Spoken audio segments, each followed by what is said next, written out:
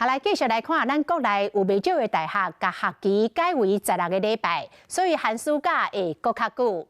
包括台顶北京的大学，有史上上久的寒假65天，会当为元旦节一直休到农历过年。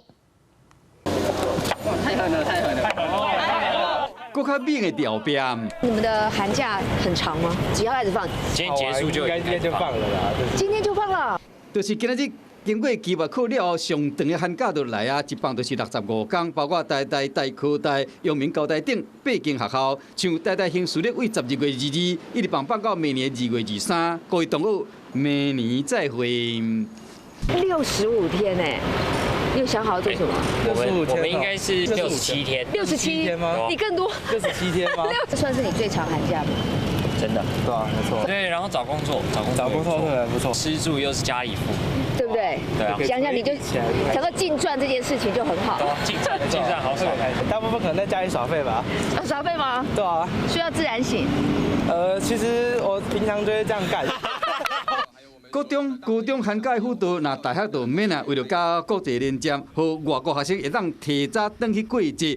台湾大学系统率先将学期缩短到16礼拜，未少学校嘛对咧做，这创下大学史上上长的寒假，也毋过唔那伫台湾尔。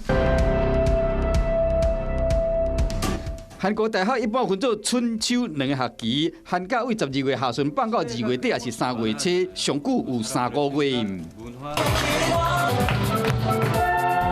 日本的大学分做3学期，寒假12月下旬开始到过当年1月中旬，差不多有2-3礼拜，包括日本的新年甲成人节的假期。